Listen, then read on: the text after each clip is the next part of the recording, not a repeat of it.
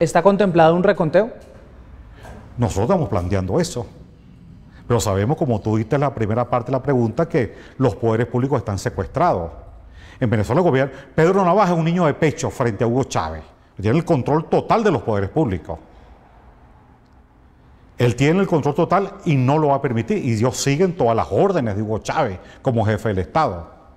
Pero para nosotros lo fundamental es que el pueblo venezolano sepa que nosotros estamos dando la lucha, que ese voto que está ahí los vamos defendiendo y que estamos demostrando que hubo fraude en Venezuela. ¿Teme usted por su vida al hacer estas denuncias?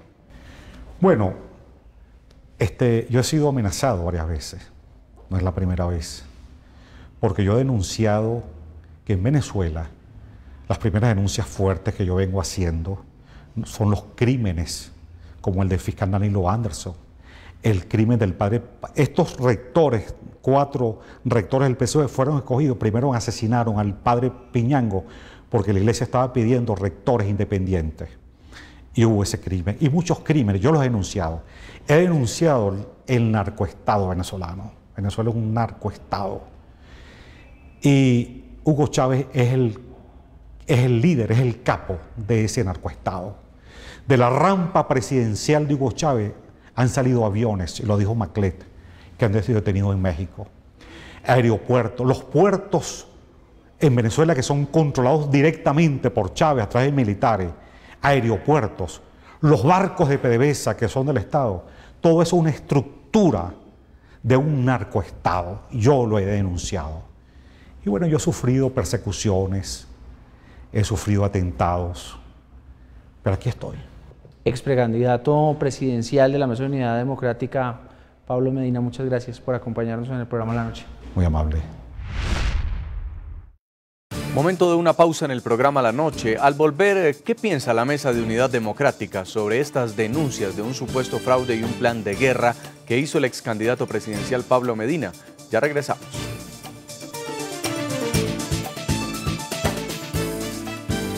Seguimos en La Noche. El desequilibrio durante la campaña electoral este año en Venezuela fue evidente.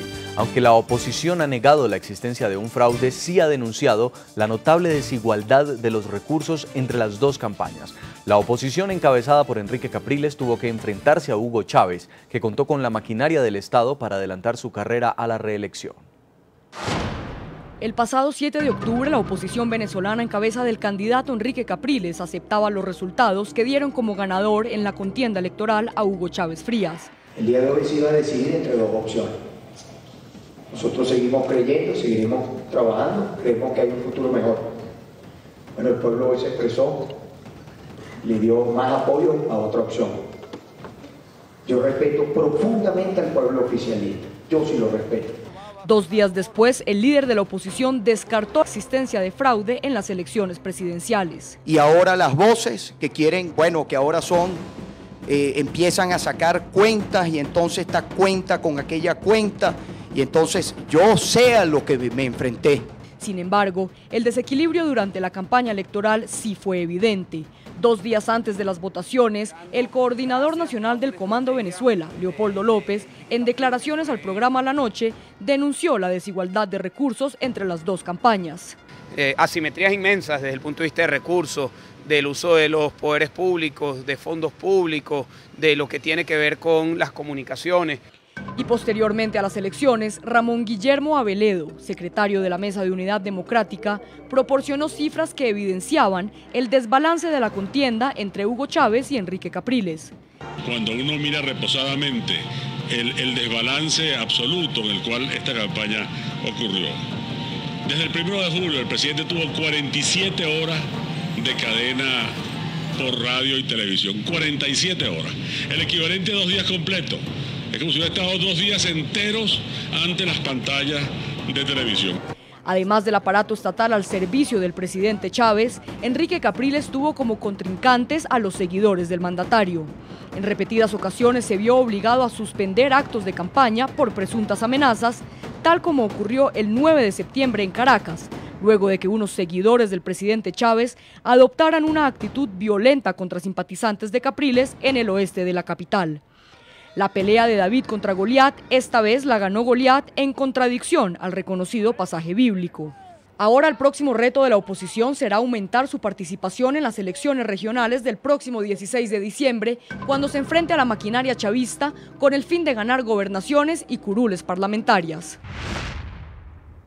En Miami, Florida, saludamos al general en retiro Marcos Ferreira, exdirector nacional de Identificación y Extranjería, director además de la Escuela Superior de la Guardia Nacional y fue jefe del Comando Regional número 5 de la Guardia Nacional. Uno de los primeros 10 oficiales, además, que el 11 de abril de 2002 desconoció, según él, la autoridad del presidente Hugo Chávez. General, bienvenido al programa La Noche.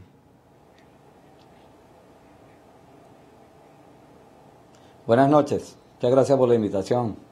En Caracas, Venezuela, saludamos a Ramón Muchacho, es candidato de la unidad a la alcaldía del municipio Chacao, directivo del partido Primero Justicia, además amigo y persona de confianza de Enrique Capriles, el ex candidato presidencial, ahora candidato a la gobernación del estado Miranda. Bienvenido, señor Muchacho. Muchas gracias por la invitación, saludos. Y comienzo por usted para evaluar la parte política de esta entrevista que estábamos escuchando del ex candidato Pablo Medina. ¿Se puede, a casi 20 días después de las elecciones presidenciales en Venezuela, hablar de un fraude electoral? Bueno, yo voy a reiterar lo que ha sido la posición pública, notoria, expresada en múltiples foros por los voceros más calificados de la campaña, por nuestro propio candidato Enrique Capriles, por las voces autorizadas de la Mesa de la Unidad Democrática y del Comando Venezuela. Y es que nosotros hemos denunciado todo tipo de abusos, ventajismos, desequilibrios, etcétera, etcétera, que no podemos ni queremos ocultar y sobre los cuales está planteado un debate en Venezuela, pero nos hemos abstenido de utilizar la palabra fraude en tanto y en cuanto cuando abrimos las cajas de votación y contamos los votos, efectivamente había más votos para el otro candidato, para el candidato del oficialismo. Si nosotros hubiésemos abierto las cajas y hubiese habido más votos para Enrique Capriles Radonsky, Enrique Capriles sería el presidente. Y si alguien hubiese desconocido eso, probablemente pues estaríamos en otra situación o estaríamos todavía en la calle exigiendo el reconocimiento del resultado y a lo mejor no estaríamos dando esta entrevista. Pero en tanto y en cuanto abrimos las cajas y los votos eran mayoritariamente para el otro candidato, pues en esos términos la mesa y nuestro candidato reconocieron el triunfo de Hugo Chávez. Ahora, de allí para abajo, muchas de las cosas que se han denunciado, algunas ya se hablaron en este programa, algunas las comentaba Pablo Medina, etcétera, pues evidentemente el gobierno utilizó todos los recursos del Estado petrolero para ponerlos al servicio de una candidatura. Hubo todo tipo de abusos y el CNE está lejos de ser lo que diríamos un árbitro ejemplar que garantice absoluta imparcialidad en el proceso. Eso es cierto en Venezuela, lamentablemente. Ahora, general, el otro punto es el supuesto plan de guerra que estaría aplicando ese día, el 7 de octubre, el gobierno de Hugo Chávez en caso de que la oposición hubiera desconocido los resultados. Estos motorizados armados, estas milicias, ¿en verdad estaban preparadas en los centros de votación para ocasionar un desorden público en esta eventualidad?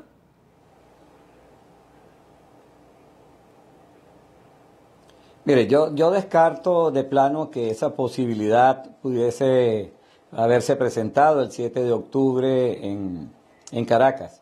Sencillamente, inclusive pienso que ese plan puede ser promovido por el gobierno, la difusión del plan puede ser difundido por el gobierno con la intención de desviar la atención verdaderamente del punto del focal del proceso electoral. Lo que se vio ese día en Caracas no fue un fraude al estilo de lo que se ha hablado permanentemente en Venezuela y que ha tenido como resultado el alejamiento de los votantes de las mesas, de los centros de votación o de las mesas de votación.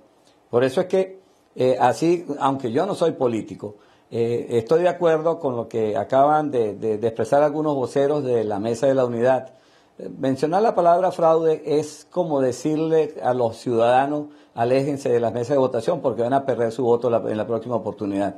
Pero sí, el gobierno utilizó todos los recursos habidos y por haber y utilizó al CNE como uno de los elementos de coadyuvantes a su triunfo, lo cual podría explicar un poco más adelante si me dan la oportunidad.